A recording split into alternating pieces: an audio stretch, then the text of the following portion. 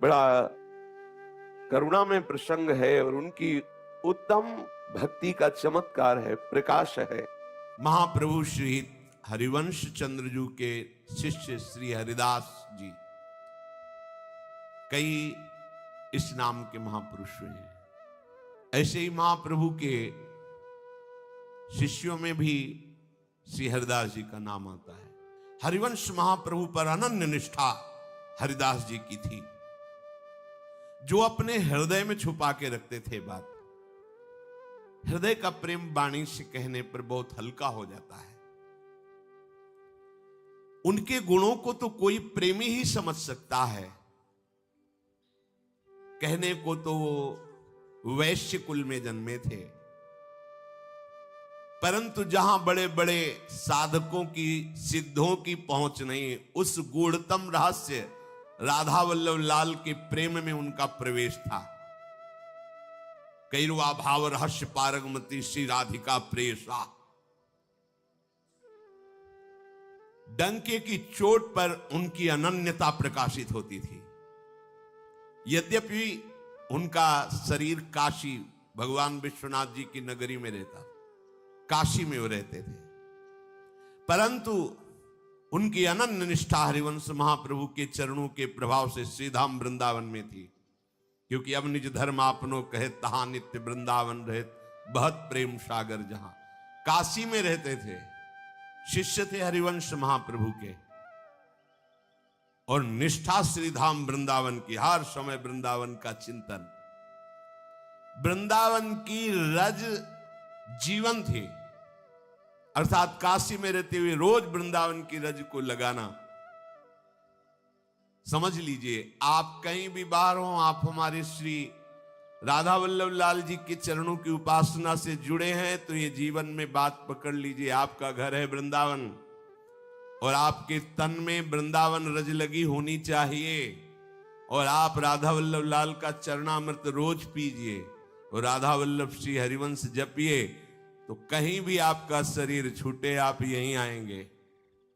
जैसे भारतीय राज कर्मचारी का, सैनिक का कहीं भी शरीर छूटे, ससम्मान तिरंगा में लपेटकर उसे भारत में ही, ऐसे ही कहीं भी तुम्हारा शरीर पर वो ब्रजरज लगी है, चरणामृत पीते हो, राधा वल्लभ श्री हरिवंश बोलते हो, तो नित्य धाम लाडली के महल में आपको आना होगा। विश्वास कीजिए।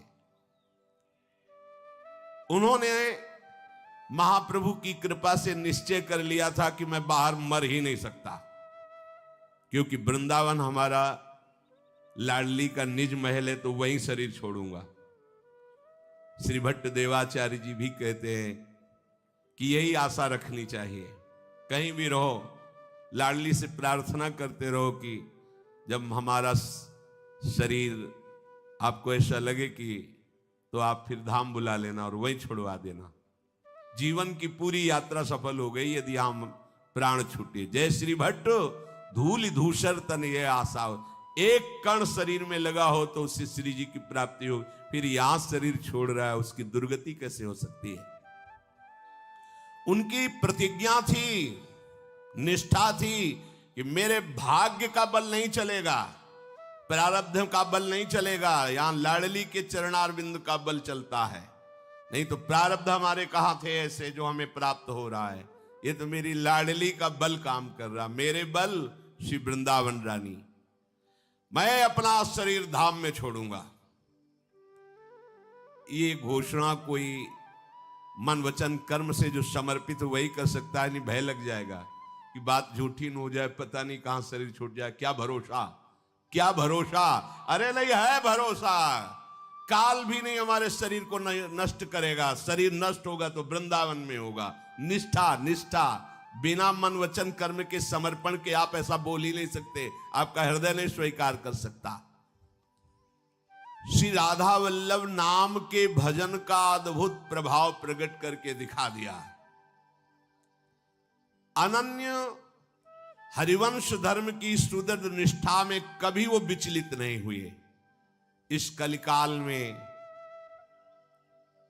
मनोरथ पूर्ण करने के लिए कामधेनु के समान हरिदास जी थे।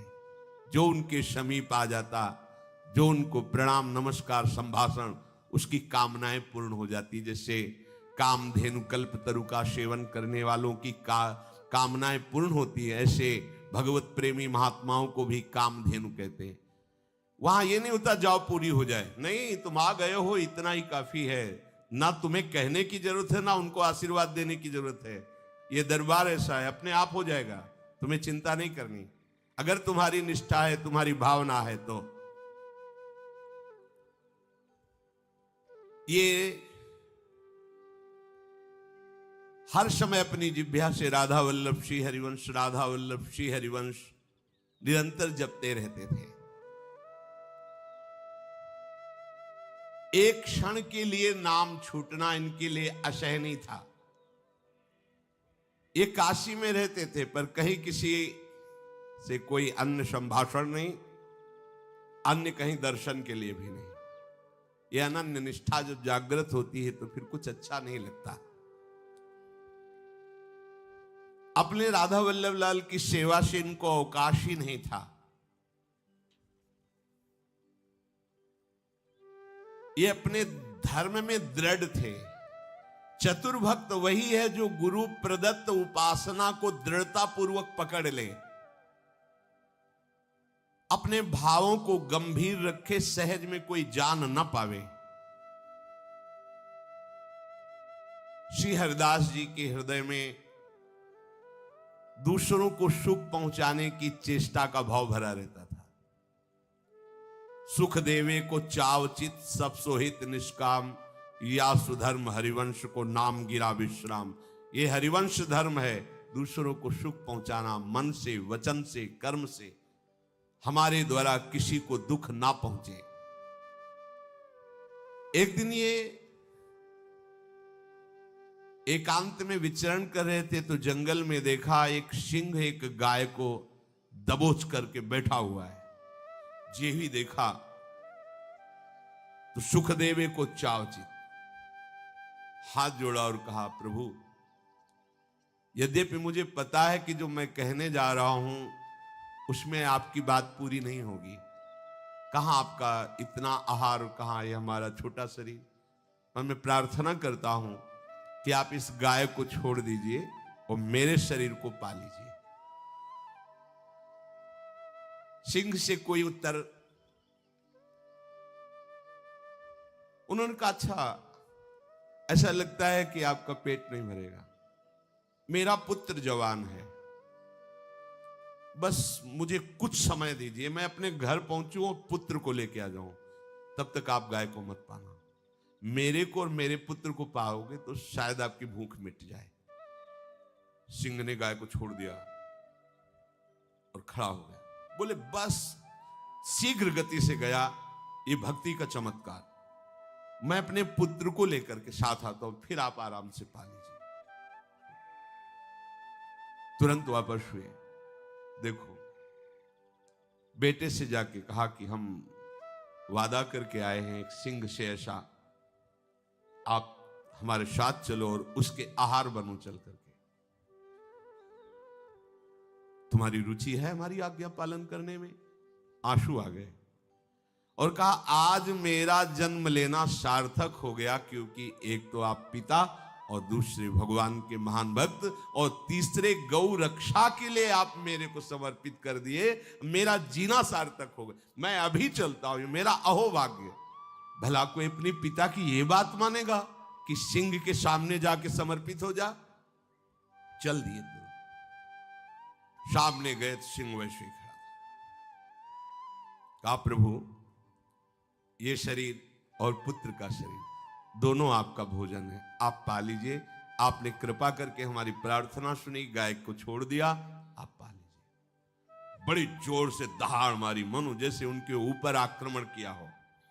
वाक मुन के राधा वल्लभ श्री हरिवंश, राधा वल्लभ श्री हरिवंश। ये कोई बचाव पक्ष से नहीं, सहज समर्पित किया, अपने प्रभु का स्मरण करते हुए ये शरीर इनका आहार बन जाए। जब दहाड़ के बाद कोई शरीर में हलचल नहीं हुई सिंह के द्वारा करने पर, तो आंख खुलकर देखा सामने तो चतुर्भुज भगवान नारायण।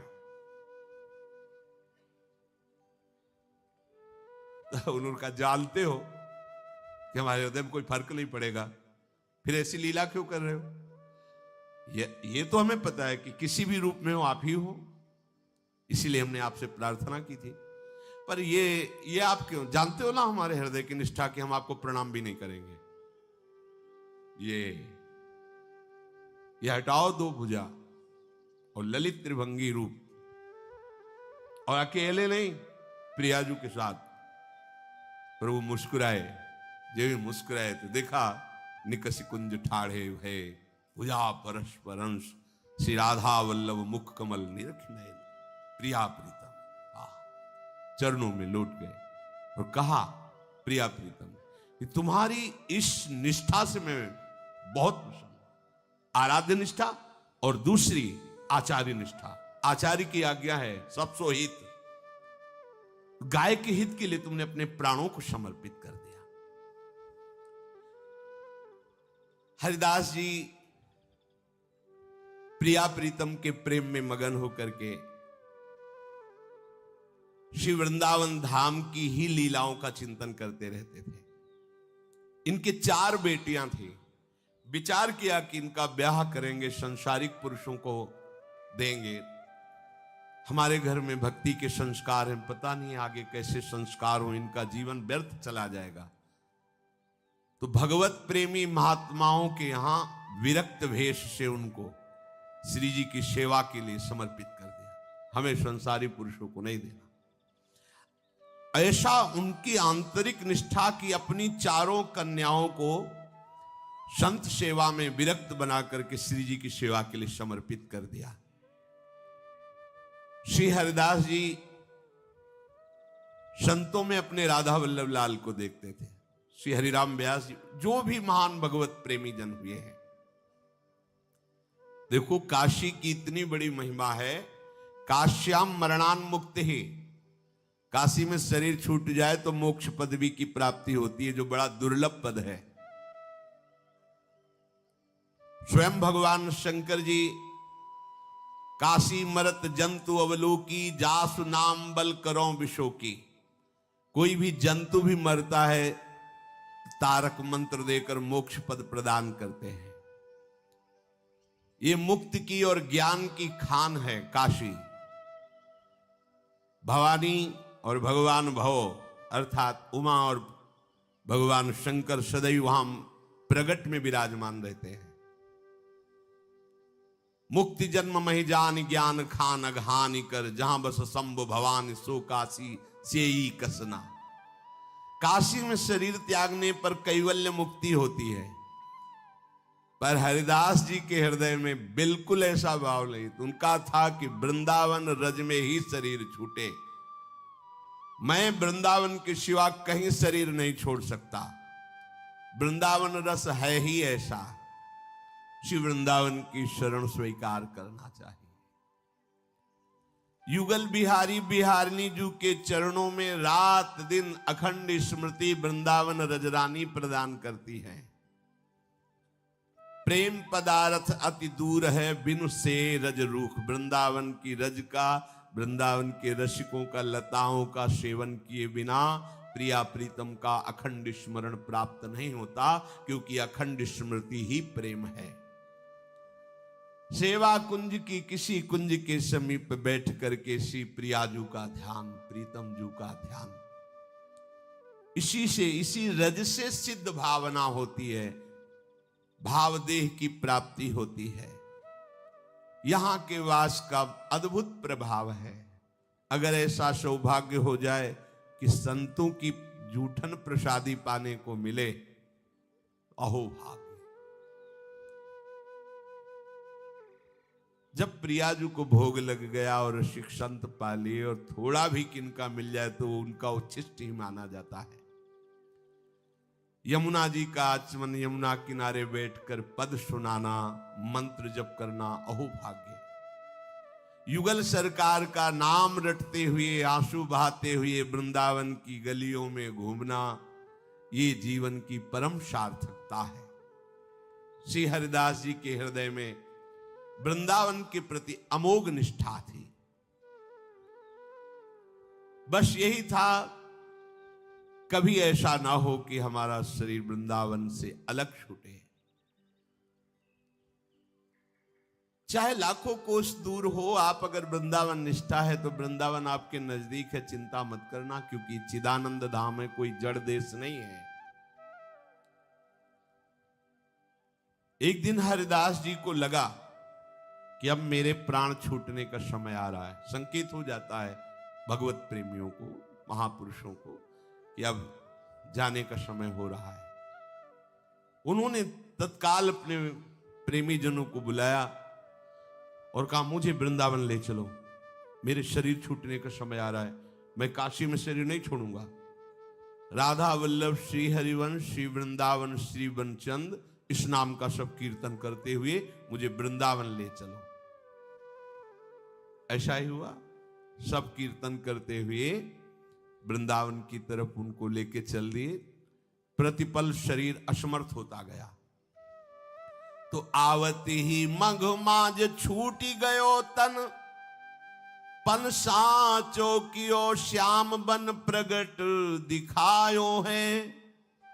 आए दर्शन कियो इष्ट गुरु प्रेम भरि नेम, पर्यो पूरो जाए चीर घाट नहायो है। पाछे आए लोग शोक करत भरत, नैन बैन सब कही कही ताही दिन आयो है। भक्ति को प्रभाव या में भाव और आनो जिन, बिन हरि कृपा यह कैसे जात पायो है। काशी से उनके शरीर को जय जय राधा वल्लभ श्री हरिवंश श्री वृंदावन श्री वनचंद कीर्तन करते हुए ला रहे थे, तो रास्ते में ही देखा कि शरीर पूरा हो गया। काशी से निकलकर बीच रास्ते में जब विश्राम के लिए रुके तो देखा हरिदास जी का शरीर पूरा हो गया, शरीर छूट। अब तो सब लोग बड़े उदास की ऐसी निष्ठा थी कि वृंदावन में शरीर छोड़ेंगे, पर चलो वृंदावन तो ले ही चलते हैं। वो सब कीर्तन करते हुए वृंदावन के लिए चले, और जिस समय आज शरीर छूटा था उसी समय हरिदास जी चीर घाट में स्नान करके और राधा वल्लभ लाल जी के दर्शन कर रहे थे। श्री हरिदास जी ने राधा वल्लभ लाल जी के दर्शन किए, और जितने प्रेमी जन रसिक जन थे सबको प्रणाम नमस्कार मिले। आ गए? हाँ बोले, काशी से चले थे, आ गए। आप सबके सप्रेम सबके साथ समाज में बैठे, जो पूर्व परंपरा से समाज चल रही। आज भी राधा वल्लभ जी को समय समय ऋतु के अनुसार, लीला के अनुसार पद सुनाए जाते हैं। अब जो समाज हुई, इसके बाद उन्होंने कहा कि अब हमारी जो अंतिम इच्छा थी कि हमारा शरीर इसी रज में पूरा हो, हमें लग रहा है अब राधा वल्लभ लाल जो हमें बुला रहे हैं। सबके बीच में इधर वो पूरा परिकर शव लेके आए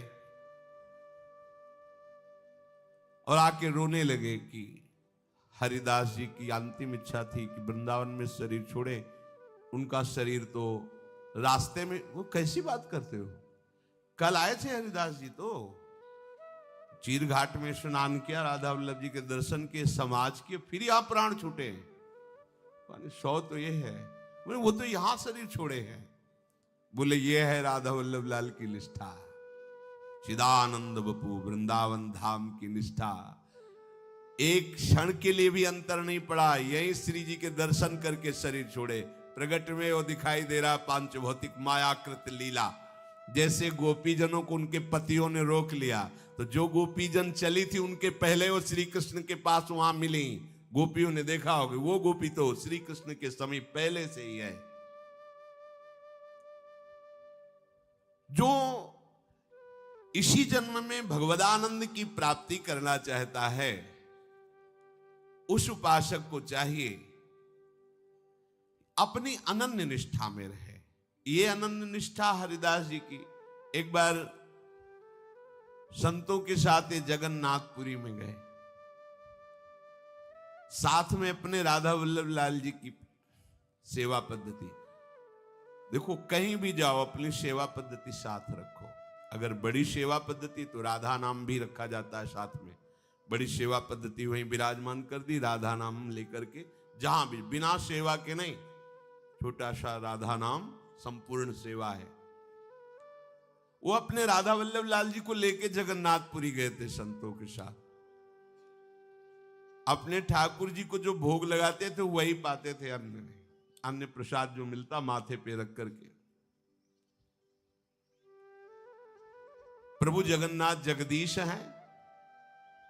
जगन्नाथ का भात और जगत पसारे हाथ। इनकी भक्ति और इनकी निष्ठा से सब परिचित थे। बड़े प्रभावशाली ये संत हैं, भक्त हैं। इस भाव से जगन्नाथ जी का प्रसाद समर्पित किया गया, पर इन्होंने प्रणाम किया और लिया नहीं। तो जगन्नाथ जी के जो सेवक थे वो बिगड़े। ये क्या है? जगन्नाथ जी के प्रसाद को आप, तो वहां कुछ जो विज्ञ जन थे उन्होंने कहा नहीं, आप ऐसा मत भूलिए, अब ये निष्ठा इनकी अपनी है। अरे तो प्रभु की ही तो उपासना करते हैं, जगन्नाथ जी का प्रसाद नहीं लिया। बड़ा संतुष्टता हुई जगन्नाथ जी के पार्षदों की कि कैसे ये भक्त हैं। एक तरफ भक्ति की इतनी उच्च अवस्था इनकी हम सुनते हैं, दूसरी तरफ ये बर्ताव। बड़ी महिमा है जगन्नाथ जी के प्रसाद की। वहां के राजा एक बार पाशे खेल रहे थे, राज मनोरंजन चौसर। जगन्नाथ जी के पार्षद प्रसाद लाए, तो ऐसे पाशा खेलने में ऐसे कर दिया। फिर ध्यान आया कि बायां हाथ जगन्नाथ जी के प्रसाद। उन्होंने कहा कि राजन आप होश में, बायां हाथ कैसे प्रसाद के लिए बढ़ा दिया? तब उनको ध्यान आया, बड़ा पश्चाताप हो। प्रसाद तो लिया पर अंदर जल गए। प्रभु के प्रसाद के लिए बायां हाथ उठा, दाया किस काम का? कटवा दिया दाया हाथ, कटवा दे, तू किस काम का? जब तू हरि के प्रसाद, जगन्नाथ जी के, ऐसी बड़ी महिमा है, ऐसा नहीं। पर ये लाडली के लाडलों की कुछ अनन्य निष्ठा का ही। अब वो असंतुष्ट होकर रात्रि में जगन्नाथ जी को शयन कराया और शयन किया। तो जगन्नाथ जी स्वप्न में आकर के बोले कि आप ऐसा मत समझो कि वो हमारे प्रसाद का अपमान करते हैं। नहीं, वो प्रियाजू की निष्ठा वाले हैं, और जिन प्रियाजू का अधरामृत उच्छिष्ट मैं भी पाला चाहता हूं, उन प्रियाजू के उच्छिष्ट पाने वाले के लिए आप ऐसा ना सोचे कि वो प्रसाद की अवहेलना करते। नहीं, वो लाडली की अनन्य सहचरी है।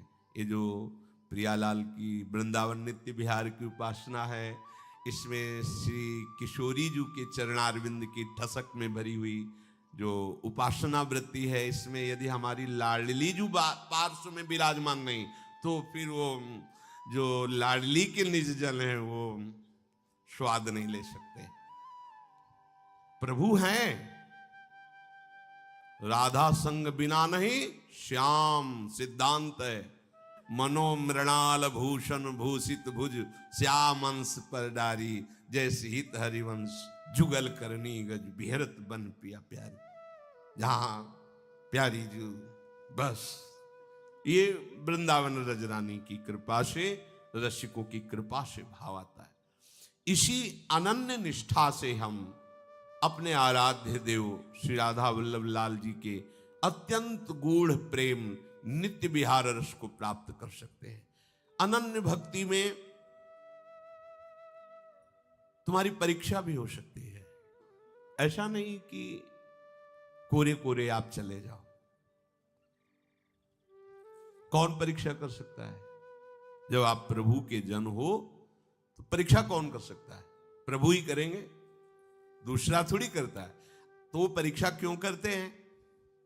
क्योंकि वो दिखाते हैं कि मेरे प्रेमी भक्त का ये स्वरूप होता है। वो तो जानते ही हैं, सबको दिखाते हैं कि देखो मेरी अनन्य भक्ति का स्वरूप। उदाहरण क्या होता है? ऐसा भक्त होता है जो जीवित ही लगकर हो जावे सो शक्कर को खावेगा। कोह मोह से टक्कर लेवे तब फक्कड़ पद पावेगा। फक्कड़ बने शांत। जादू जाहिर चक्कर मक्कर छोड़ स्वरूप समावेगा। युगलानन्य अनूप माधुरी सुन सुनाए सरसावेगा। बोले जो जीवित मरा हुआ हो गया, कोई प्रभाव नहीं तुम्हारे मान का भी और अपमान का। बोले वो प्रियालाल के प्रेम मिठास का स्वादी होता है। जो काम और मोह से टक्कर लेता वही फक्कड़ है, नहीं तो फक्कड़ किस बात के है? कामी और मोही और फक्कड़ बड़ा अंतर हो गया ना। निर्मोही निष्कामी ही फक्कड़ कहला सकता है। अरे बोले बड़े फक्कड़ महात्मा है क्या? कोई फिकर नहीं, फिकर फार फकनी करे ताको नाम फकीर। कोई चिंता अपनी रह जाए तो यार बाबा जी काहे के, फिर अपनी चिंता, खान पान विश्राम कल्याण अपनी चिंता। संतों को चिंता होती है जगत मंगल की अपनी। ये माया का जादू चक्कर मक्कर उसके ऊपर नहीं चलता जो फक्कड़ होता है। क्यों? हर समय युगल रूप माधुरी का नाम गुणगान चिंतन करता रहता है। भक्त की पहचान है कि बिना नाम के वो एक क्षण भी नहीं रह सकता।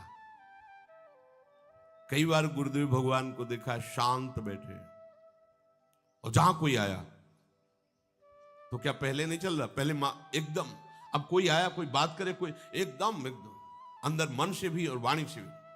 आप गौर से देखना, यहां हिलता नजर आएगा महाराज जी के। बस ऐसी मुद्रा, निरंतर खतरा। कोई बात करेगा कोई बोले, नाम चल रहा है, शांत मानसिक चल रहा है। बिना कीर्तन के, बिना नाम जप के एक क्षण भी नहीं रह सकता भक्त।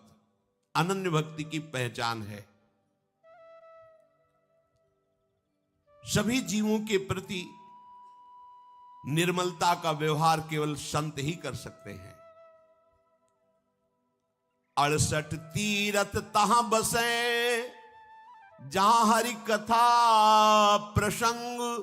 सरस माधुरी भक्ति को निस दिन बरसे रंग। पापी सुने न हरि कथा, ऊंघे के उठ जाए। परसा अवगुण उर धरे, सुने न फिर पछताए। कलयुग केवल कीर्तन करनो बरनो वेद। सरस माधुरी हरि मिले, सतगुरु दीन हो भेद। 68 तीर्थ वहां वास करते जहां भगवान की चर्चा होती है, जहां नाम कीर्तन होता है। वहां बैठने मात्र से हृदय में भक्ति का रंग चढ़ जाएगा। जहां खंड नाम कीर्तन, भगवत चर्चा, भगवत गुणगान, वहां के परमाणु भक्ति। ये धाम ही वैसे ही महामहिम। यहां भक्ति नृत्यति, और फिर नाम कीर्तन भगवत चर्चा, तो फिर क्या कहना है। बोले ऐसी जगह जाकर के जो पापी जन हैं उन पर भी कृपा होती है, वो पहुंच जाते हैं कृपा से। पर वहां जाने पर दो बातें होती हैं। सो गए। ध्यान रखो ना, किस लाइन में बैठना चाहते हो आप देख लो। पापी सुने न हरि कथा, ऊंघे कहे उठ जाए। पूरी कथा निकल गई, पता ही नहीं चला कि क्या प्रसंग था। परसाओ गुण उर्धरे, सुने न फिर पछताए। अच्छा, भगवान ने बनाया ही है गुण और दोष से मिश्रित। तो अगर आप अवगुण देखना चाहोगे तो भरपूर मिलेंगे, और गुण देखना चाहोगे तो भरपूर मिलेंगे, और भाव से भगवत दर्शन करना चाहोगे तो भरपूर मिलेंगे। जाकी रही भावना जैसी, प्रभु मूरति देखी तिन तैसी। आप जिस भावना से देखोगे आपको मिलेगा, क्योंकि आपकी दृष्टि ही सृष्टि है। आप जैसा देखना चाहोगे वैसा आपको दिखाई देगा। तो जो केवल नाम कीर्तन और भगवत चर्चा सुनता रहता है, उसने सदगुरु के भेद को जान लिया। सदगुरु ने जो उपासना का भेद वो जान गया। नाम जपना, नाम कीर्तन और भगवत गुणगान, ये समर्थ भगवत प्राप्ति के लिए है। यथा चतुर्भी कनकम परीक्षते निघर्षण छेदन तापताडनैः तथा चतुर्भी पुरुषा परीक्षते श्रुतेन शीलेन कुलेन कर्मणा। कसौटी पर कसने, काटने, तपाने और पीटने से खरे सोने की और निखार वृत्ति आती है। ऐसे ही किस प्रकार की विद्या का जागरण हुआ है इसके हृदय में, कैसा ये जितेंद्रिय है, शील आचरण कैसा है, किस कोटि का है, ये परीक्षा से ही जाना जाता है। एक बार श्री संत दर्शन और भक्ति महिमा का प्रचार करने के लिए श्री राघवदास जी नाम के एक महात्मा भ्रमण कर रहे थे। तो एक थे धनी मानी, भक्त स्वभाव के थे, उन्होंने उनको रोका। वो साधुओं को बहुत अच्छे अच्छे पदार्थ पवाते थे, बड़ी सेवा करते थे, पर वो बिना परीक्षा लिए किसी भी संत पर श्रद्धा नहीं करते थे। खवाएंगे पियाएंगे सब करेंगे, पर परीक्षा। ऐसे राघवदास जी को बड़े आदर से ठहराया। एक कीर्तनिया थे, कीर्तन करते थे, भगवत जस गाते थे, लोक में विचरण करते थे। सुंदर भोजन पवाया, सुंदर शयन की व्यवस्था की, और फिर अपनी स्त्री से का श्रृंगार करके जाओ, इनके चरण दबाओ जाके। वो पूर्ण श्रृंगार करके राघवदास जी के पास गई और कहा आज्ञा हो तो चरण दबा दें। तो उन्होंने अस्वीकार कर दिया, आवश्यकता नहीं है। तो उनका पति भी, वो जो भगत थे, वो आ गए, विनम्रता पूर्वक कहने लगे कि हम जैसे गृहस्थों को पावन करने के लिए आप जैसे संत भगवान पधारते हैं तो हमारी रुचि है। हमें बड़ा सुख होगा यदि हमारी पत्नी पैर दबाए और आप दबवा लें। तो अगर आप मेरी सेवा स्वीकार नहीं करेंगे तो मैं समझूंगा कि मैं बड़ा अभागा हूं और मैं संतों का कृपा पात्र नहीं हूं। और आंखों में आंसू भर लिया पति ने। संतों का हृदय बड़ा कोमल होता है। उनका नहीं नहीं, आप दुख मत पाओ, यदि आपको सुख मिलता है दबा लीजिए। उनकी पत्नी चरण दबाने लगी और आप अपने प्रभु का ध्यान करते हुए समाधिस्थ हो गए, निद्रा समाधि स्थिति। वो 12-1 बजे तक दबाती रही, वहां कोई फर्क नहीं, चली गई। भगत जी ने आप पैर पकड़कर कहा कि आप कुछ दिन रुकिए। ठीक है। अब वो 20 दिन रुके। 20 दिन रोज उनकी पत्नी आती, चरण दबाती, कोई फर्क नहीं, वैसे ही स्वरूप स्थिति। पत्नी ने कहा कोई भी किसी भी तरह का कोई विकार हमने उनमें नहीं देखा। 21वें दिन उसने कहा महाराज अब जब इतनी कृपा की तो एक बार हमारी पत्नी को गले से लगा करके गोद में बैठ जाइए, तो हम समझेंगे कि आपकी हमारे ऊपर बड़ी कृपा है। राघवदास जी ने कहा जो आज्ञा प्रभु। भाव किया, हे जगन माता अम्बा, आप ही सब स्त्री रूपों में। कहा मां, और ऐसे गले से लग गए और गोद में बैठ गए। वो भगत चरणों में गिर बोले महाराज ये हम सब परीक्षा के लिए कर रहे थे कि आपके अंदर काम विकार आता है कि नहीं आता है। उन्होंने कहा देखो ये तुम बहुत गलत करते हो। अगर जरा सी भी कहीं तुम्हारे अंदर दोष दृष्टि हो गई, सब किया कराया तुम्हारा मिट्टी हो जाएगा। तुम ऐसा अवसर ही क्यों देते हो? नहीं, सेवा करो, दूर शयन कराओ। हो सकता है कोई जितेंद्री ना हो और वो साधन पथ पे अभी चला है, अगर वो जरा भी हरकत कर देगा तो आपकी साधुओं पर निष्ठा। ऐसा थोड़ी कि सब सिद्ध होते हैं। अरे कोई अभी चला है परमार्थ में, अभी उसे पूरा परमार्थ का पता ही नहीं है, काम क्रोधादि अपना प्रभाव दिखा रहे हैं, अब वो सिद्ध थोड़ी है, हो सकता है उससे चूक हो जाए। तो ऐसा आप अवसर मत दीजिए। परीक्षा तो समर्थों की जाती है, सब कोई समर्थ थोड़ी होता है कि वेश रख लिया तो सब समर्थ। चल रहे हैं समर्थों के मार्ग में, पहुंचना तो हरि कृपा से होता है। अतः अगर हमारी भावना और भक्ति पर तुम्हारी श्रद्धा है तो हमारा आदेश है, आज के बाद किसी भी संत की परीक्षा मत लेना, यथाशक्त दूरी बना करके सेवा करना, जिससे तुम्हारा मंगल हो जाएगा। एक बार यही राघवदास जी को किसी राजा ने बुलवाया कि महान संत हैं, सभा में खूब सम्मान किया। तो वहां सभा में ब्राह्मण जन भी बैठे थे, उनको लगा कि बाबा जी का इतना सम्मान और हम तो सभा में रोज बैठते हैं, कुछ चंद रुपए दे देते हैं, ये राजा ऐसा सम्मान क्यों नहीं करते, हमें क्या कमी है, हमारा सम्मान ऐसा क्यों नहीं करते।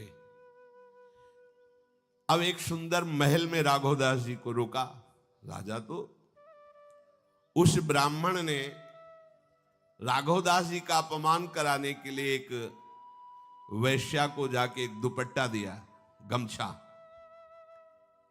और स्वर्ण मुद्राएं दी, और उस महल में टिके हुए वहां 2-4 दिन आओ जाओ दरवाजे के आसपास तक बस, और सभा में फिर आकर के ये अंगोछा वापस करना तुम, और ये बोलना कि महाराज कल ये अंगोछा जब हमसे मिल रहे थे तो आपको छूट गया था, तो ये देने आई है, फिर इसके बाद जितनी और स्वर्ण मुद्रा कहोगे हम देंगे। अब वैश्या तो धन की लोभी। अब ये सभा में बैठ करके राजा को उपदेश कर रहे थे, उसी समय ठीक ब्राह्मण के द्वारा भेजी हुई वैश्या बोली, महाराज रात के आप जब हमसे मिल रहे थे तो आप भूल गए थे अंगोछा, तो ये अंगोछा ले लीजिए। उन्होंने निसंकोच होकर कोई खंडन नहीं किया और कहा हाँ, अच्छा हमारी भूलने की आदत है ना। राजा को लगा ऐसा कैसे हो सकता है। सभा में अब एक, अरे हम समझते हैं ना सब पाखंड चलता है, कोई श्रद्धावान होता है। ये जो लाखों लोग ये एक भेड़ कूद जाए ना तो चाहे वो आगे जाके डूब जाए, लेकिन सैकड़ों भेड़ वहीं से कूदेगी। इसे कहते हैं भेड़िया धसान। वो एक प्रणाम कर रहा है, उससे पूछो तुम क्यों प्रणाम, बोले वो प्रणाम कर रहा है। अरे वो क्यों प्रणाम कर रहा है तुम्हें पता है? नहीं पता, वो प्रणाम कर रहा है हम प्रणाम कर रहे हैं। ऐसी श्रद्धा लाखों में होती है। कोई एक श्रद्धावान होता है जो अपनी निष्ठा से कि एक बार सर झुका दिया कटा सकते हैं, लेकिन अब नहीं, निष्ठा। अब देखो ना, निष्ठा तो किसी बिरले की होती है ना। तो उस सभा में सैकड़ों, अरे हम कहते थे ना कि सब ऐसे ही चलता है। राजा बड़े असमंजस में पड़ गए कि मैंने इतना यश सुना है इन महात्मा का, और इनके दर्शन से भी ऐसा लगता है कि ऐसा नहीं हो सकता, कोई षड्यंत्र तो नहीं है। सभा से बड़े निराश होकर राजा उठे और वो बिल्कुल प्रसन्न बैठे। बिल्कुल उन्होंने ऐसा खंडन नहीं किया कि कब अंगोछा, तेरे को तो मैं जानता भी नहीं हूं, अरे तू कैसा हमारे ऊपर ब्लेम लगा रही। ऐसा भक्त स्वभाव नहीं होता। उन्होंने सोचा भगवान जब लीला कर रहे हैं तो हम भी उसी लीला में सम्मिलित है। वो कहा हाँ हाँ हमारा भूलने का स्वभाव है, रख दी। राजा एकांत गए और अपने मंत्रियों को, पार्षदों को बुलाया और कहा उस वैश्या को हमारे सामने हाजिर करो। बोल, महाराज को जानती है तू? तो महाराज मैं महाराज को क्यों जानूंगी, महाराज से हमारा कोई परिचय नहीं। बोले फिर? वो जो आपके सभा के मुखिया पंडित जी है ना, उन्होंने हमें इतनी स्वर्ण मुद्राएं दी थी कि ये बोल देना जाके, तो वही हम कह रहे, चल सभा में बोल चल करके। जब वो सभा में खड़ी किया और उनका, महाराज क्षमा कर दीजिए, हमारे द्वारा अपमान माना गया, क्योंकि ये हमारे राज्य की वैश्या, हमारे पंडित। तो बोले अगर आप हम पर प्रसन्न है राजन, तो पंडित जी की जो दक्षिणा चल रही वो चलती रहे, और कभी इनको इस पद से ना हटाया जाए और कभी इनको कष्ट। ये है, ये साधु स्वभाव है। अनन्य भक्त को कभी भी किसी भी तरह की यदि विपरीत परिस्थिति आवे तो अपने प्रभु का खिलवाड़ समझना चाहिए। देखो भगवान बड़े कृपालु हैं। ये यश प्रतिष्ठा एक बहुत बड़ा विष है। जब विष का इंजेक्शन लगता है तो विष के ही इंजेक्शन से उसका जहर निकाला जाता है। सांप काटता है ना, तो उसी के जहर से उसको नष्ट किया जाता है। तो जब ये विष चढ़ता है तो निंदा रूपी विष का इंजेक्शन लगाया जाता है, क्योंकि भगवान का भक्त विषैले पदार्थ से युक्त नहीं हो सकता। सम्मानम कलयाति घोर गरलम। सम्मान क्या है? घोर विष है। तो अब एक जहरीला इंजेक्शन लगता है। फिर तैयार रहना, जिसको ये नशा चढ़ रहा हो कि हमारा बड़ा यश हो रहा है, बहुत प्रणाम, बहुत नमस्कार, तो एक इंजेक्शन स्पेशल तैयार किया जा रहा है। पहले से तैयार रहना, आएगा, आ रहा है, लग रहा है, लगेगा। जैसे एक लगा, बोले तो कम क्षमता वाला है, अभी कुछ फर्क नहीं पड़ा, बोले और भरो, डबल करो, उसे डबल क्षमता का लगाओ। आप देखो, विष को उतारने के लिए जैसे विष, ऐसे संतों की जीवनी पढ़ के देख लो। अपमान रूपी जहर का इंजेक्शन दिया जाता है मान रूपी जहर को हटाने के लिए, क्योंकि जब तक मान रहता है तब तक भगवत साक्षात्कार नहीं होता। निर्मान अमोहा जित संग दोषा, मान रहित मोह रहित ही, संग दोष रहित ही द्वंद्व पर विजय प्राप्त करने वाला, कामनाओं का त्यागी, आत्मस्वरूप में स्थित महापुरुष ही जीवन मुक्त परमहंस है, अनन्य भक्त है। इसलिए निरंतर नाम जप करते हुए, किसी से भी किसी भी तरह का द्वेष आदि ना करते हुए, अपने प्रियालाल के चरणों में इसी जन्म में हमें प्राप्त करना है, ऐसी निष्ठा रखें। श्री राधा वल्लभ लाल की।